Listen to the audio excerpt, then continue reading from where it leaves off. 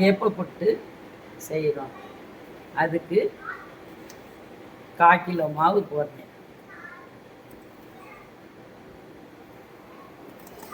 பேர் சாப்பிடலாம்.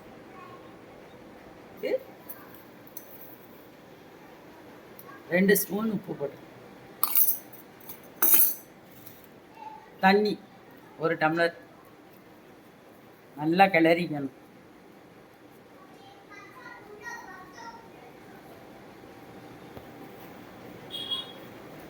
ரொம்ப தண்ணி ஊற்றாம லேசாக தெளித்து பிணையணும்.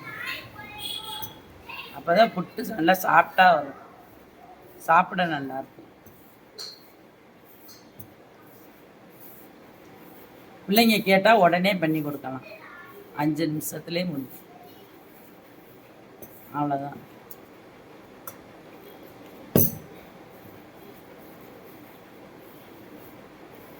நல்லா பிணைஞ்சாச்சு, கட்டி இல்லாமல் நல்லா பிணையணும்.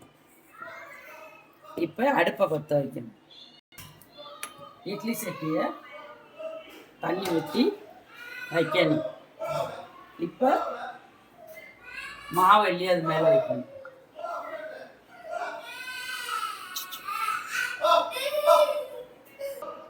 நல்லா மாவள்ளி இட்லி சட்டியில் வச்சாச்சு. இப்போ நல்லா மூடியை போட்டு ஒரு 10 நிமிஷம் வேகணும். 10 நிமிஷம் ஆயிடுச்சு. இப்போ புட்டு வெந்திருக்கான்னு பார்க்கணும். நல்லா வெந்துருச்சு.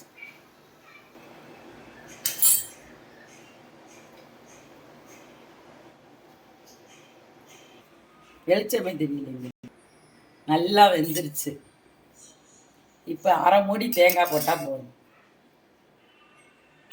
1/4 கிலோ மாவுக்கு 1/2 மூடி தேங்காய் போதும், தாராளம். நெய் போட்டுக்கலாம். நெய் போட்டால் ரொம்ப டேஸ்டாக இருக்கும்.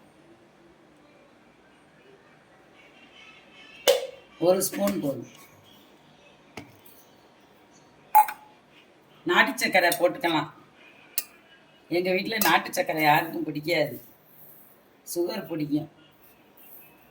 அதனால சுகர் போட்டு.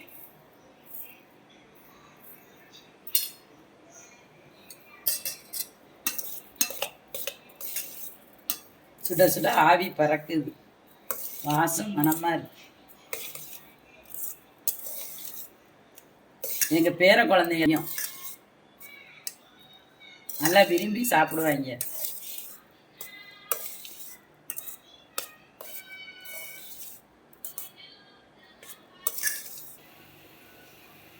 சுவையான கேப்பை புட்டு ரெடி ஆயிடுச்சு. இதுவும் உங்கள் குழந்தைங்களுக்கு செஞ்சு கொடுங்க, நல்லா விரும்பி சாப்பிடுவாங்க. இது மாதிரி வீடியோ அடுத்து வேணும்னா லைக் பண்ணுங்கள், ஷேர் பண்ணுங்கள், சப்ஸ்கிரைப் பண்ணுங்கள்.